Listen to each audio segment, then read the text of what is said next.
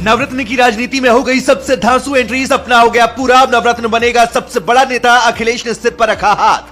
12 साल के नवरत्न ने उड़ा दिए बीजेपी के होश। नवरत्न को अखिलेश ने दिया सबसे बड़ा तोहफा, अपने बेटे की तरह दिया प्यार। बैठक के बीच में बगल में बिठाया। बैठक में बोलने लगा नवरत्न तो अखिलेश भी सुनते रहे। योगी को कर दिया खुला चैलेंज। बीजेपी के बड़े बड़े नेताओं पर 12 साल का सपा का सिपाही पड़ा भारी। अखिलेश यादव के 12 साल के शेर ने वो कर दिखाया जो बड़े बड़े सियासी दिग्गज नहीं कर पाए।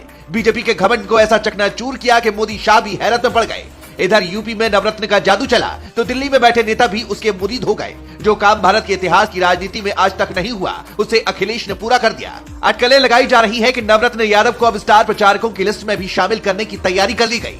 इसके साथ ही अखिलेश ने भी समाजवाद के नन्हे सिपाही को ऐसा इनाम दे दिया जिसके बाद खुशी से नवरत्न झूम उठा है। और नेताजी के सपने को साकार करने की नवरत्न यादव ने अखिलेश के सामने कसम तक खा डाली। इसीलिए अखिलेश यादव ने नवरत्न को अपने घर का सदस्य तक मान लिया है, जिसकी तस्वीर हाल ही में लखनऊ में देखने को भी मिली। जब नवरत्न यादव को अखिलेश ने गले लगाया तो सबकी टेंशन बढ़ गई।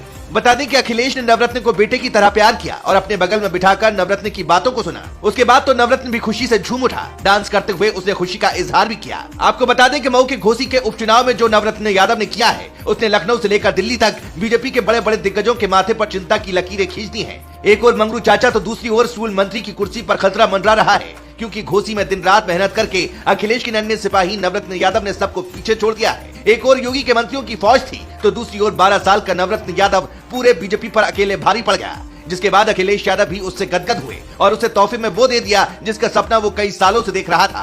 पूरी खबर आपको बताते हैं, लेकिन उससे पहले आपको बता दें कि उधर दिल्ली में मोदी सरकार अखिलेश को घेरने की रणनीति बना रही थी, लेकिन अखिलेश ने ऐसा दांव खेला कि शाह और योगी भी टेंशन में आ गए। अखिलेश ने अकेले ओबीसी समाज के मुद्दे से लेकर लाखों बेरोजगार छात्रों की आवाज को उठा दिया। साथ ही महंगाई के नाम पर योगी को आईना दिखा दिया है। लेकिन इधर घोसी जीत के बाद सुधाकर सिंह और नवरत्न यादव के लिए लखनऊ में अभिनंदन समारोह रखा गया। अखिलेश यादव ने सुधाकर सिंह का शॉल उड़ाकर स्वागत किया तो वहीं नवरत्न को तोहफा दिया। सपा की जीत का श्रेय अखिलेश ने कार्यकर्ताओं और घोसी वासियों को दिया। इस दौरान अखिलेश ने बीजेपी पर तंज कसा और कहा कि घोसी की जीत महंगाई और बेरोजगारी के खिलाफ है। परेशान जनता ने साइकिल पर मुहर लगाकर बीजेपी के खिलाफ आक्रोश जताया है। उन्होंने कहा कि साइकिल चलती जाएगी, आगे बढ़ती जाएगी। अखिलेश की साइकिल बढ़ने वाले प्रण पर नवरत्न यादव ने भी खुशी जाहिर की है। लखनऊ में हुए अभिनंदन समारोह में नवरत्न यादव का भी अखिलेश ने सम्मान किया। साथ ही घोसी में दिन रात मेहनत करने पर उसे इनाम में साइकिल दी, जिसके बाद नवरत्न यादव भी खुशी से नाच उठा। मोदी योगी के कार्यकाल में जो आज तक नहीं हुआ वो करके अखिलेश ने बीजेपी को बता दिया है कि समाजवादी सिपाही अब बीजेपी को हराने के लिए पूरी तरह तैयार है। 2024 के चुनाव में साइकिल की रफ्तार ऐसी होगी जिसे रोक पाना बीजेपी के लिए बहुत मुश्किल होगा।